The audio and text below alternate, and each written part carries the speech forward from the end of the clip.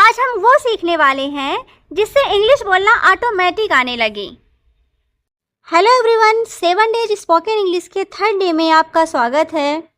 Guys, कल हमने parts of sentence के बारे में पढ़ा, सब्जेक्ट, वर्ब और ऑब्जेक्ट। जो कार्य करता है सब्जेक्ट, जो कार्य किया जाता है वर्ब, और उसके बाद जो शेष बचता है वो क्या होता है, ऑब्जेक्ट। तो दोस्तों, आज हम वो सीखने वाले हैं जिससे इंग्लिश बोलना आसानी से आने लगे। दोस्तों, क्या आपको पता है कि किसी भी सेंटेंस को बोलने में सिर्फ टाइम और वर्क पर फोकस किया जाता है। जैसे कोई काम अभी हो रहा है, या रोज होता है, या आज हो रहा है, तो वो कौन सा सेंटेंस है, प्रेजेंट का। अगर वो काम पहले हो चुका है तो वो किसका है, पास्ट का। और यदि वो काम आने वाले समय में होने वाला है तो वो किसका है, फ्यूचर का। तो चलिए आज हम इन्हीं को बहुत आसान तरीके से समझते हैं। शायद आपको इतना समझ में आया होगा कि जो काम अभी चल रहा है वो क्या है, प्रेजेंट का, और जो काम हो चुका है वो पास्ट का हो गया। इसके बाद जो आने वाला है वो फ्यूचर का। तो आज का पहला टॉपिक है प्रेजेंट इंडेफिनिट। इसे सामान्य तौर पर प्रेजेंट सिंपल बोलते हैं। क्या बोलते हैं, प्रेजेंट सिंपल मीन्स सामान्य वर्तमान काल। इसका यूज कहाँ पर होता है, जब हमें कभी किसी हैबिट को बताना होता है। हैबिट मीन्स किसी आदत को बताना होता है, या अपने रूटीन को बताना होता है, या किसी यूनिवर्सल ट्रुथ को बताना होता है, तो वहाँ पे हमेशा किसका यूज करते हैं, प्रेजेंट इंडेफिनिट का। ठीक है ना। इसके साथ हमेशा वर्ब की बेस फॉर्म के साथ यस या ईएस आता है। क्या आता है, वर्ब की बेस फॉर्म के साथ यस या ईएस। अब देखिए इसका रूल क्या होता है। इसका सिंपल सा रूल होता है, सब्जेक्ट प्लस वर्ब की बेस फॉर्म प्लस यस या ईएस, उसके बाद ऑब्जेक्ट। सब्जेक्ट, वर्ब की बेस फॉर्म प्लस यस या ईएस प्लस ऑब्जेक्ट। जैसे वह अंग्रेजी पढ़ाती है, वह क्या काम कर रही है, अंग्रेजी पढ़ा रही है। तो ऐसा तो नहीं है कि वो पहली बार पढ़ा रही है, मतलब उसका काम ही है अंग्रेजी पढ़ाना, है ना। तो ये क्या हो गया, उसका आदत। तो यहाँ पे क्या हो जाएगा, शी। पढ़ाना मीन्स टीच। क्या पढ़ाती है, इंग्लिश, तो शी टीच इंग्लिश। अब टीच के साथ ईएस आया क्योंकि शी क्या है, सिंगुलर सब्जेक्ट, और सिंगुलर सब्जेक्ट के साथ क्या आता है, सिंगुलर वर्ब। ओके, नेक्स्ट, मैं खाना खाती हूँ, मैं खाना खाती हूँ। तो यहाँ पे क्या हो जाएगा, आई ईट फूड। अब देखिए ईट के साथ यहाँ पे यस या ईएस नहीं आया। ऐसा क्यों, क्योंकि आई क्या है यहाँ पे, प्लूरल सब्जेक्ट, और प्लूरल सब्जेक्ट के साथ क्या होता है, प्लूरल वर्ब आती है।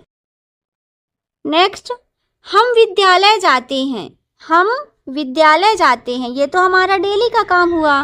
तो क्या हो जाएगा, we go to school, we go to school. Next, past indefinite. इसमें ये पता चलता है कि कोई काम अभी नहीं बल्कि इसके पहले ही हो चुका है, और इसके साथ वर्ब की सेकंड फॉर्म का यूज होता है। इसका रूल है सब्जेक्ट प्लस वर्ब की सेकंड फॉर्म प्लस ऑब्जेक्ट। जैसे मैंने खाना खाया, क्या अभी खा रही हूँ, नहीं, मैंने खाना खा लिया है। तो क्या हो जाएगा, आई एट फूड, आई एट फूड। नेक्स्ट, मैं घर गई, कब घर गई, पहले ही गई, है ना। तो क्या हो जाएगा, I went home, I went home. मैंने अंग्रेजी पढ़ाया, ये पास्ट की बात हो रही है, तो क्या हो जाएगा, I taught English, I taught English. Next, future indefinite. जब कोई काम भविष्य में होने वाला होता है तब वहाँ पर फ्यूचर इंडेफिनिट का यूज करते हैं। इसका रूल है subject plus will plus verb की first form plus object. Subject, will, verb की फर्स्ट फॉर्म और ऑब्जेक्ट। जैसे मैं चाय पीऊँगी, मैं चाय पीऊँगी, तो क्या हो जाएगा? I will drink tea. Verb की फर्स्ट फॉर्म मतलब drink. I will drink tea. वह अंग्रेजी पढ़ाएगी। कब का पढ़ाएगी? नेक्स्ट फ्यूचर में। तो क्या हो जाएगा? She will teach English. She will teach English. मैं वहाँ जाऊँगी। I will go there. I will go there. Okay. Next अब हम पढ़ेंगे कॉन्टिन्यूअस के बारे में। कॉन्टिन्यूअस मीन्स होता है लगातार, मतलब जो काम अभी चल रहा है। जैसे मैं इंग्लिश पढ़ा रही हूँ, आप लोग क्या कर रहे हो? इंग्लिश पढ़ रहे हो। ये कब का काम है? अभी का, है ना? तो ये क्या हो जाएगा? प्रेजेंट कॉन्टिन्यूअस का। ठीक है। प्रेजेंट कॉन्टिन्यूअस की हेल्पिंग वर्ब होती है इज, एम और आर। क्या होती है? Is, am, are. Singular subject के साथ हमेशा इज का यूज होता है, प्लूरल सब्जेक्ट के साथ आर का, और आई के साथ हमेशा किसका यूज होता है? एम का। ठीक है।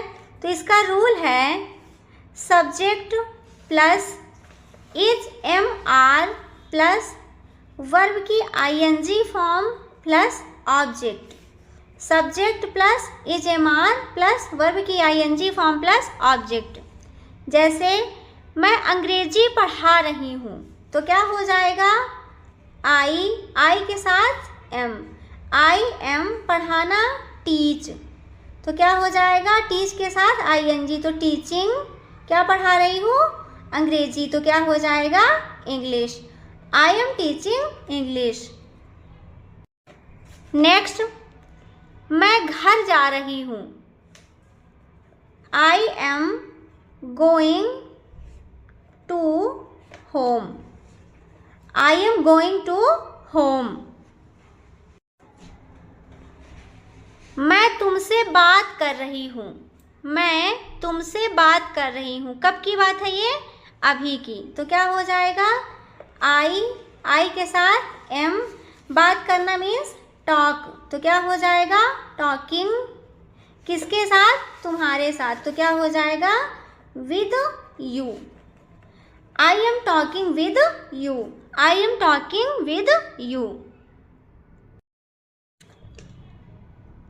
अगला है पास्ट कॉन्टिन्यूअस, मतलब जब कभी कोई काम अभी नहीं बल्कि पास्ट में चल रहा था, तो वहाँ पे किसका यूज होता है?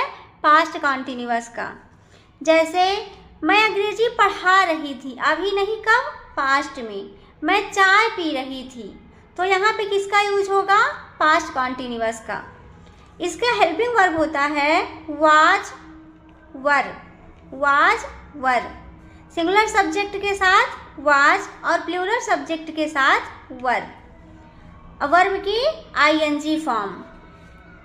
तो इसका रूल है subject plus was, were plus verb की आईएनजी फॉर्म प्लस ऑब्जेक्ट। जैसे मैं चाय पी रहा था। I was drinking tea. I was drinking tea. मैं अंग्रेजी पढ़ा रही थी। I was teaching English. I was teaching English. मैं घर जा रही थी। आई was going to home. I was going to home. इसी तरह आप भी प्रैक्टिस करते जाइए। Next, future continuous. जब कोई काम भविष्य में हो रहा होगा ऐसा बोलते हैं, तब वहाँ पर फ्यूचर कॉन्टिन्यूअस का यूज करते हैं। इसका हेल्पिंग वर्ब होता है विल बी, विल के साथ बी और वर्ब की आईएनजी फॉर्म। इसका रूल है subject plus will be plus verb की आईएनजी फॉर्म प्लस ऑब्जेक्ट।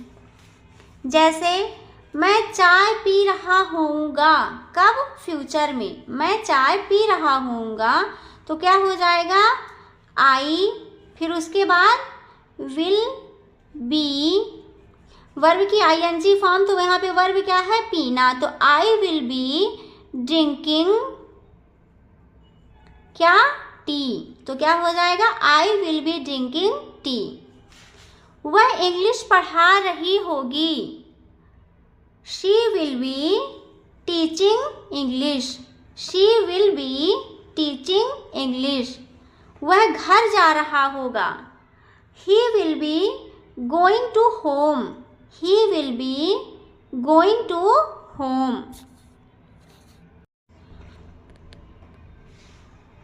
आई होप गाइस आपको ये सारे कॉन्सेप्ट समझ में आए होंगे।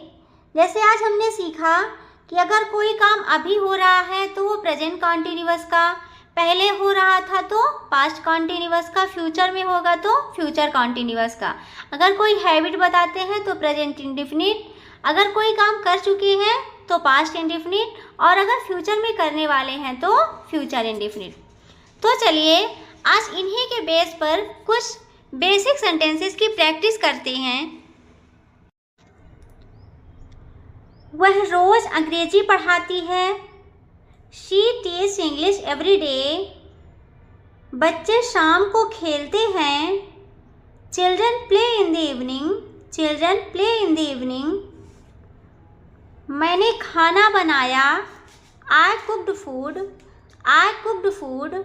वह देर से आया, ही केम लेट।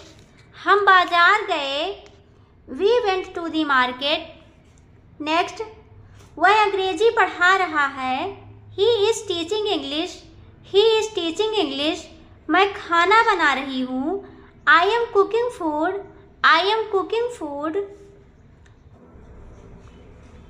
बस आज जितने भी कॉन्सेप्ट बताए गए हैं आप प्लीज़ सभी के 5-5 सेंटेंसेस बनाकर प्रैक्टिस करिए, इसी से इंग्लिश स्पीकिंग स्ट्रांग होगी। Thanks for watching. Please like, share and subscribe. Thank you.